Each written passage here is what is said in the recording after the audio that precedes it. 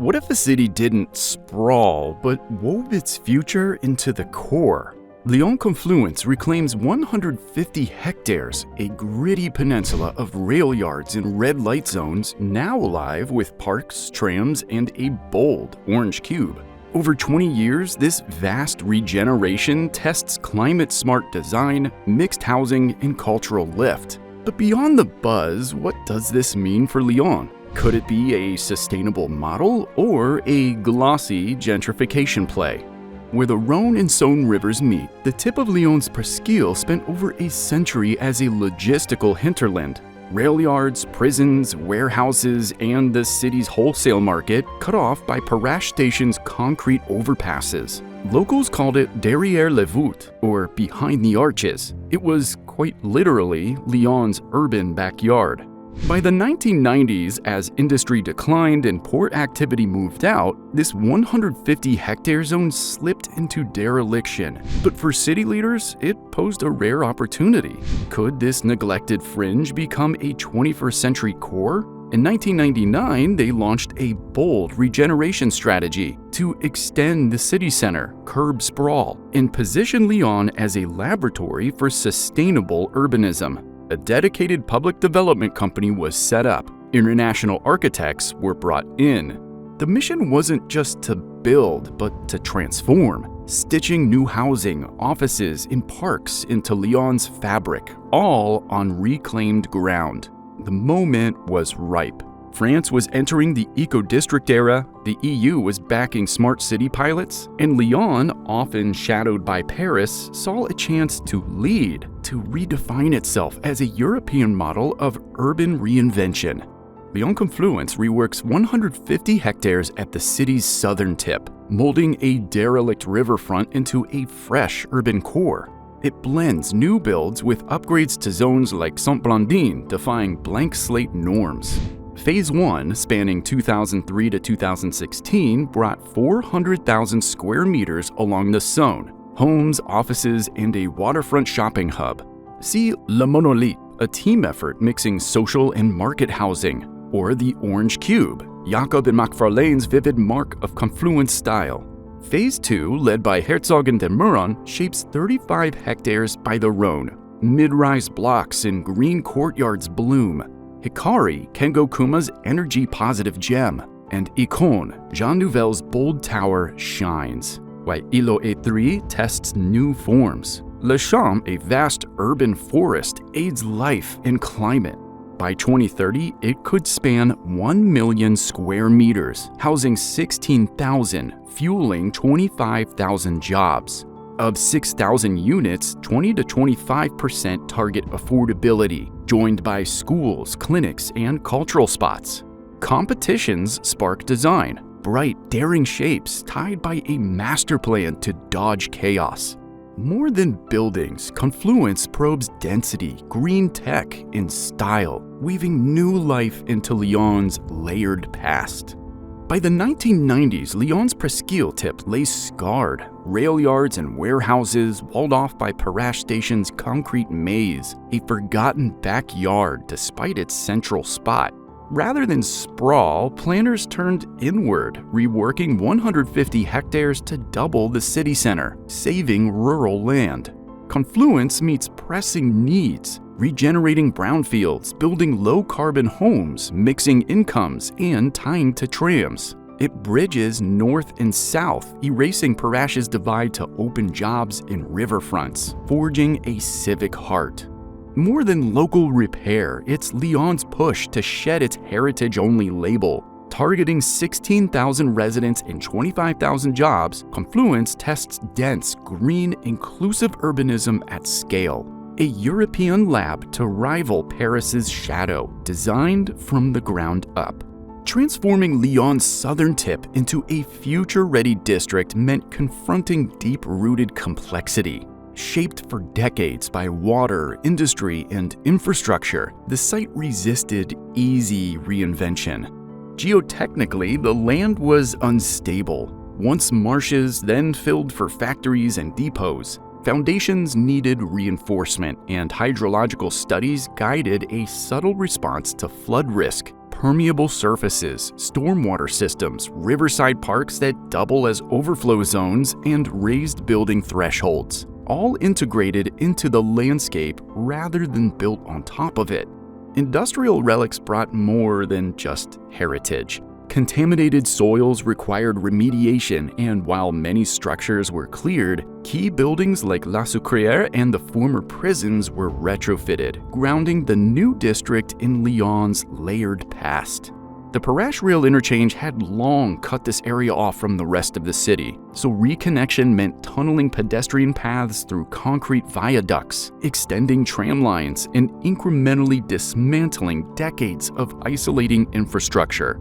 Internally, the entire street grid was built from scratch. Roads, drainage, fiber, heating and cooling systems, sequenced to avoid turning the site into a perpetual construction zone. Sustainability added further complexity. Confluence aimed to lead, not follow. Solar PV arrays, a district geothermal system, and a smart grid optimizing energy use in real time, developed with international partners including Japan's NIDO. Maintaining architectural ambition across decades required discipline. Every plot was subject to a design competition. In Phase 2, Herzog and de Meuron provided block-level oversight, ensuring visual diversity without chaos, which is a rare feat in large-scale development. Ultimately, the achievement isn't just physical, it's the coordination of soil, water, heritage, transport, energy, and design, each aligned over decades, each advancing Lyon's long-term urban future. Lyon Confluence goes beyond design. It's a bold plan to forge a post-industrial void into an economic hub, growing inward, not out. Over 1 million square meters aim to house 16,000 residents, spark 25,000 jobs, and boost tax revenue. Anchors like the Rhône-Alpes Regional Council, a shopping center, and Euronews offices cement Confluence as a vibrant node. New jobs draw young professionals, reshaping Lyonnais' workforce, though housing costs strain some locals. Culturally, the Musée des Confluence elevates Lyon's global profile. EU funds, Japan's NIDO tech ties, and visiting delegations mark Lyon as a leader in green innovation and urban design. Public control drives outcome. The SPL sells land at fixed prices, selecting developers for top design and green standards, prioritizing lasting value over fast profit. Housing targets 20 to 25% social or intermediate units, aiming for income mix. Spatially, Confluence retools Lyon's heart, linking to metro, rail, and trams. It proves density, sustainability, and vitality can thrive in a historic city's core. Lyon Confluence's ambition hasn't gone unchallenged, particularly when it comes to who really benefits. The transformation of a derelict fringe into a sleek, sustainable district has won design plaudits, but critics argue it's come at the cost of social equity. Gentrification is a major concern. While the site itself was sparsely inhabited, nearby working-class neighborhoods like Saint-Blandine have seen rents rise over 20% since 2015, as developers rebrand the area under the Confluence name. For many, this signals quiet displacement rather than inclusive growth. The housing mix is more complex than it appears. Of the 6,000 units planned, 20 to 25% are designated as social or intermediate housing, but much of this falls under PLS schemes, targeted at middle-income earners, not the most vulnerable. As researcher Matthew Adams puts it, Confluence offers a form of curated diversity favoring educated professionals over the broader social spectrum. Even its green credentials face scrutiny. The Confluence Mall, while tram-linked and lively, strikes some as more upscale retail park than eco-district. Its consumerist pull, critics say, clashes with the district's sustainability messaging, though it undeniably activates local life. Architecturally, the district is bold, but divisive. Landmarks like the Orange Cube and Musée des Confluence attract attention, Yet some Lyonnais see a showroom city, disconnected from the city's historic grain. The eclectic forms shaped by global studios are vibrant, but not always cohesive. Still, the positives are clear. Schools, clinics, and youth centers serve a wide demographic. Trams, bike paths, and public quays link the district to the rest of Lyon. Parks and festivals have helped fold it into the city's everyday rhythms. But the core tension remains. Confluence excels in sustainability and design. Without a sharper focus on affordability, local commerce, and social life, it risks becoming a district defined more by aspiration than by inclusion. By the early 2030s, Lyon Confluence could near completion, but its true test lies in the urban life it nurtures. Phase 2 presses on, with Le Champ, a sprawling urban forest for play and cooling, unfurling in stages. By then, it may house 16,000 residents, support 25,000 jobs, and blend homes, offices, schools, and parks. The challenge is identity. Can Confluence shift from showcase to everyday Lyon? Families stroll parks, trams hum, and La Sucrière buzzes with art. Yet the mall and bold towers feel more tourist than local. The next years will weigh spectacle against routine. Governance shifts loom. The SPL, steering since 1999, will cede control to city hands, testing upkeep of social mix and green goals. Affordability risks grow as land values climb, threatening diversity. Confluence could tip toward eco-enclave if unchecked. Physical hurdles linger. A late 2020s Perrache station revamp could erase its divisive wall, fully linking Confluence to Lyon's core. Smart grids and energy-positive builds face decades of climate stress, proving or probing their scale. Yet in 2025, Confluence is over halfway woven into Lyon's fabric. On tram maps, in weekend plans, a lived place, not just a plan. This subtle shift from vision to daily life signals staying power, if equity holds. Lyon Confluence joins a new wave of European urban reinventions. Hafen City in Hamburg, Nordhaven in Copenhagen, King's Cross in London, each turned a central void into a blueprint for how cities can grow smarter, denser, and greener, but each took a different path.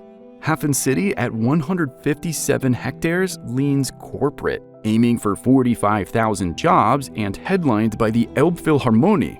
Confluence is similar in size but shifts the focus. Housing mix, public space, and climate tech, guided by public firms with political backing.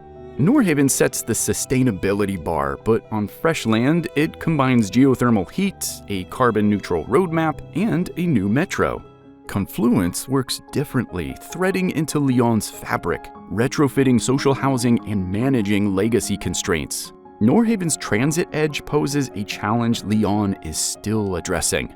King's Cross, just 27 hectares, shows the power of reuse. Repurposed gas holders and heritage buildings gave it texture from day one. Confluence dazzles with cubes and color, but risks feeling imposed. Its takeaway? Everyday life, cafes, shops, schools, it all matters as much as design. All four expand their city cores, not as satellites, but as living extensions. The hardest part isn't infrastructure, it's creating somewhere that feels real. Confluence offers lessons both inspiring and cautionary. Its system and public realm shine, but without deeper inclusion, beauty alone won't anchor it. Future cities should take note. Belonging is the foundation. Lyon Confluence doesn't roar. No towering icons or corporate giants, just plazas, green paths, and woven buildings. Once a neglected industrial fringe, it's now a testbed for inward urban growth.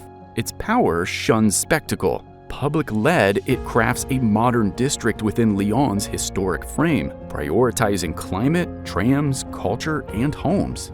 Affordability lags, and some bold forms feel out of step with Lyon's historic rhythm. Yet, it sets benchmarks for energy, public spaces, and transit-first life. Residents walk its paths, debate its future. It's no mere brochure. In a world chasing mega-scale amid climate stakes, Confluence offers a rarer path, measured, strategic, quietly bold. Not flawless, but intentional. A guide for cities shaping sustainable futures. Is Lyon Confluence a model for green urban growth or a gentrified gloss? Can eco-design keep a city's heart? Share your take below. Have you visited Confluence? Would you call it home? Know another urban project, bold or divisive, that deserves a closer look? Tell us in the comments. Urban Giants probes the forces shaping cities, story by story. If this sparked a fresh view on urban futures, pass it on.